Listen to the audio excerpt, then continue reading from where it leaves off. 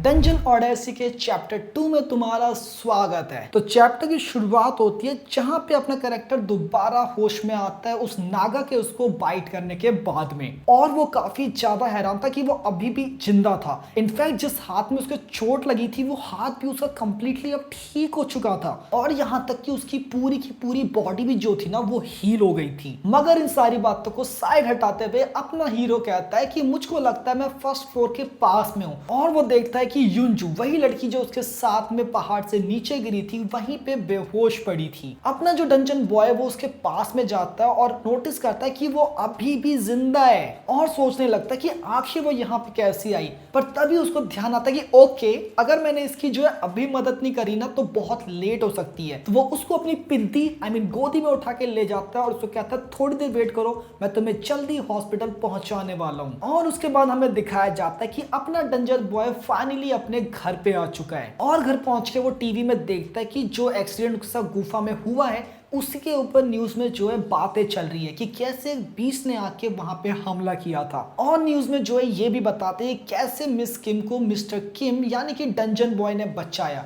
और ये न्यूज देखकर मिस्टर किम कहता है कि मुझको तो अभी गुफा से आए हुए थोड़ा ही टाइम हुआ है, न्यूज सच में काफी ज्यादा जल्दी से फैलती है। और इसके बाद वो टीवी बंद करते हुए कहता है कि शुक्र है कि मेरे पास वीडियो थी कि कैसे डंजन में गए लोग उसकी जो है बात नहीं मान रहे थे, क्योंकि अगर ये इंसिडेंट होता और वो वीडियो उसके पास नहीं होती तो पैसे मिलने की जगह उसको पेनल्टी भरनी पड़ सकती थी।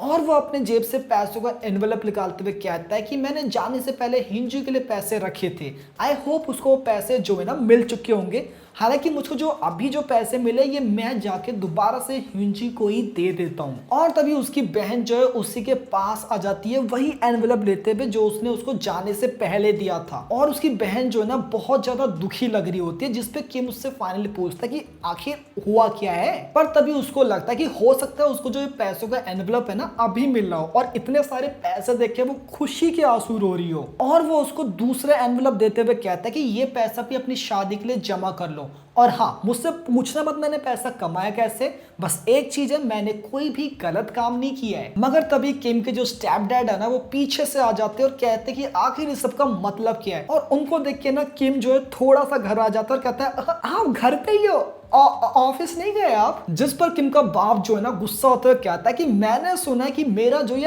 अनग्रेटफुल बेटा है ना ये थोड़े से पैसे कमाने के लिए उन डंजन्स में जा रहा है, लिटरली एवरी इंडियन डैड, और इसी कारण जो मैं जल्दी घर आया हूँ। और अभी भी हिंजी जो किम की बहन है वो अभी भी रो ही रही है, और अब वो जो है अपनी बेटी को कोसना स्टार्ट कर देते कि मैंने तुमसे बोला था कि किम का ये पैसा उसको वापस दो, बल्कि तुमने तो एक और एनवेलप ले लिया।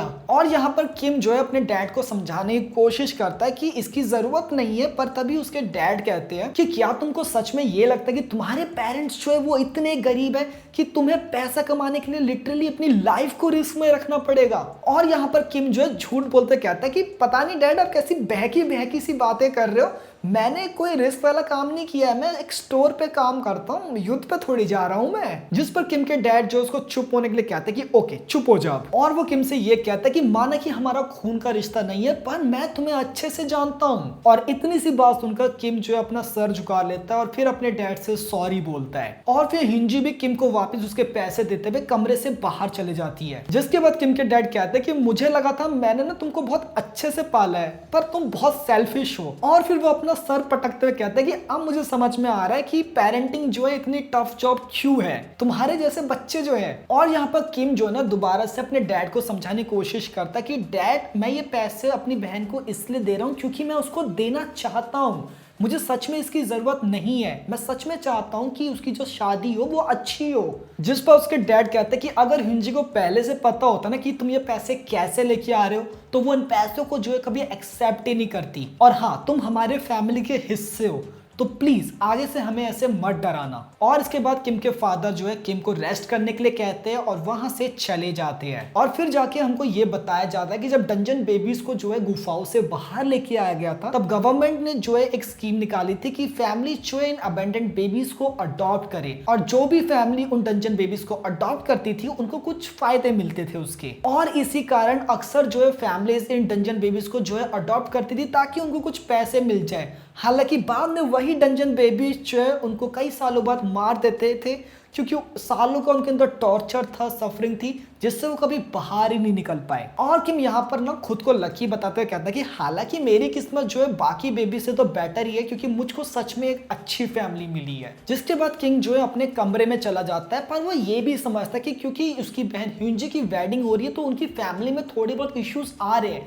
और इसके लिए उसको पैसे कमाने की सच में जरूरत है। और इसके बाद किम जो है अपनी बाजू उठाते हुए उस नागा टैटू को देखता है और कहता है कि हालांकि ये भी एक बहुत ही बड़ी प्रॉब्लम है। और जब वो उस नागा टैटू में स्लाइड करता है ना, तो एक स्क्रीन के सामने ओपन होके आ जाती है, जस्ट लाइक सोलो लेवलिंग में होता है, जहाँ पे उसके डिफरेंट लेवल लिखे होते हैं, जहाँ पे उसकी अभी रैंक जो है 1 है और उसकी ड्यूरेबिलिटी 41 है आउट ऑफ 1050। और यहाँ पर यह भी लिखा है कि ऑनर ऑफ द लैब्रियंथ की जो स्किल्स है वो भी लैक करती है। और यहाँ पर कुछ लैब्रियंथ की फैसिलिटीज है जो अभी एक्टिवेट भी नहीं हुई है। और यहाँ पर किम उस स्क्रीन को ना एक गेम की स्क्रीन की तरह कंपेयर करता है, क्योंकि गेम में भी हमको ऐसे लेवल्स अपग्रेड्स दिखाए जाते हैं। और जिस स्नेक ने किम को बाइट किया था ना, उसका नाम था नागा लैब्रियंथ। और यहाँ पर किम जो है ना वो ये सोच रहा होता है कि क्या इस लैब्रियंथ ने उसको अपना एज अ न्यू मास्टर चुना है। और तभी स्क्रीन में जो है कुछ चेंजेस होने स्टार्ट होते हैं और जो पोर्टल वाला सेक्शन होता है वहां पे एक सर्कल बन के आता है, जिसको देख के किम कहता है कि ये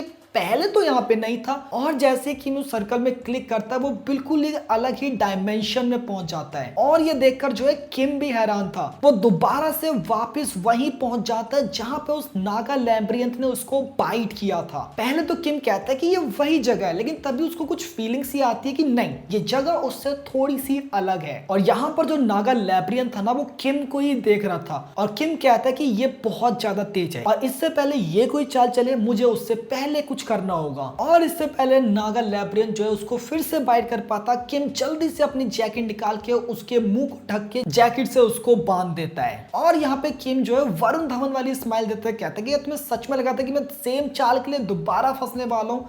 हालांकि वो ये भी कहते हैं कि मुझे अब जल्दी से अपना नेक्स्ट स्टेप चलना होगा, क्योंकि नागा जो है बहुत ही आसानी से इस कपड़े को फाड़ के दोबारा से बाहर आ सकता है, मगर उसके लिए उसको पहले एक हथियार की जरूरत होगी। मगर यहाँ पर वो नागा उससे कहता है कि liberator of the 18-2030 snake, inheritor of the dark depth and the one जो नागा थ्रोन के ऊपर बैठेगा। हालांकि वो ये भी कहता है कि तुम बहुत ही छोटे और कमजोर हो उस पहाड़ को संभालने के लिए, पर अगर मैं तुम्हारी जगह किसी और का आने का वेट करता रहूं तो वो भी एक बेवकूफी ही होगी। तो तुम ऐसा मान लो कि नागा थ्रोन में बैठना तुम्हारी किस्मत थी। और यहाँ पर ना किम को अभी कुछ भी समझ नहीं आ रहा है। वो फिर से उससे पूछता है नागा थ्रोन आखिर तुम कहना क्या चाहते हो, जिस पर बस नागा थ्रोन उससे कहता है कि मैं तुम्हें गुड लक विश करता हूँ। और ये बात सुनकर किम जो है बहुत ज्यादा गुस्सा था। वो कहता है कि क्या तुम कोई मजाक कर रहे हो, मैं अपनी पूरी जिंदगी लैब्रियंथ को अवॉइड करता आया हूं और बस एक बार अपनी बहन की शादी के पैसे जमा करने के लिए मैं डंजन में आ गया और तुम कह रहे हो मैं अब क्राउन ऑफ द नागाज हूं। और यहाँ पे किम जो है अभी भी बहुत ज्यादा गुस्सा था और वो कहता है कि काश मैंने अपनी फैमिली की बात मान ली होती है और कभी इन डंजन पे आता ही नहीं। और तभी उसको अपनी बहन जिनवू की आवाज आती है जो कहती है कि किम क्या तुम अभी भी अपने कमरे में हो। और तभी किम जो है ना एक पोर्टल देखता है और कहते हैं कि क्या मैं इसी पोर्टल से यहाँ पे आया था। लेकिन ना अभी किम जो उस पोर्टल से वापस जाने में डर रहा था कि क्या ये वही पोर्टल होगा या ये कोई दूसरा पोर्टल हो सकता है। मगर इससे पहले उसकी बहन कमरे में आ जाए वो हिम्मत करके उस पोर्टल से बाहर छलांग लगा देता है। और पोर्टल से बाहर आने के बाद वो कहता है कि मुझको जब मैं पोर्टल से बाहर आ रहा था ऐसा लग रहा था मानो जैसा मेरा शरीर पूरा का पूरा टूट चुका है, मगर अभी तो सब ठीक है। और तभी जो है जिनवू भी ना उसके कमरे का गेट जो है खोल देती है और उससे सवाल करने लग जाती है, ये आवाजें कैसी थी, तुम तो कहते तुम कपड़े चेंज कर रहे हो पर तुमने तो अभी भी वही कपड़े पहने हैं, तुम्हें इतना पसीना क्यों आ रहा है। और इससे पहले किम जो है कुछ भी बोल पाता तभी कमरे से आवाज आती कि अ लेजेंड हैज अराइव्ड। और ये आवाज सुन के उसकी बहन जो है ना बहुत ज्यादा खुश हो जाती कि ओ तुम वीडियो गेम खेल रहे हो।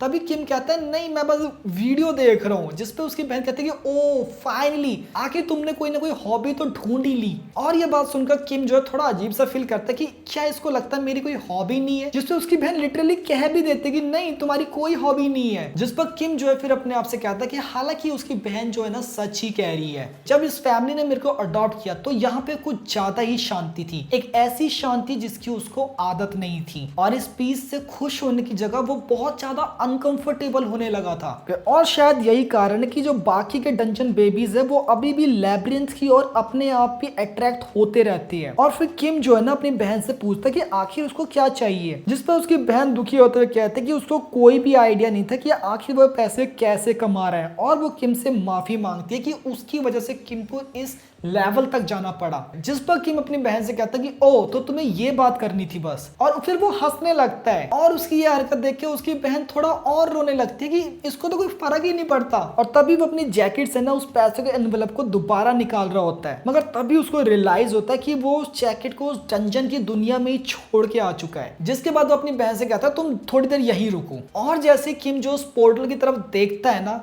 वो देखता है कि वहां पे एक छोटा सा डेविल है जिसने उसके कोट को लिटरली पकड़ा हुआ है। और उस कोट में से वो उसके पैसों के एनवेलप को जो है बाहर निकाल देता है। और किम जो है बस उसको देखता रह जाता है। और यहीं पे डंजन ऑडेसी का चैप्टर 2 जो है वो खत्म हो जाता है। वीडियो पसंद है तो लाइक कर देना, चैनल में तो सब्सक्राइब जरूर करना।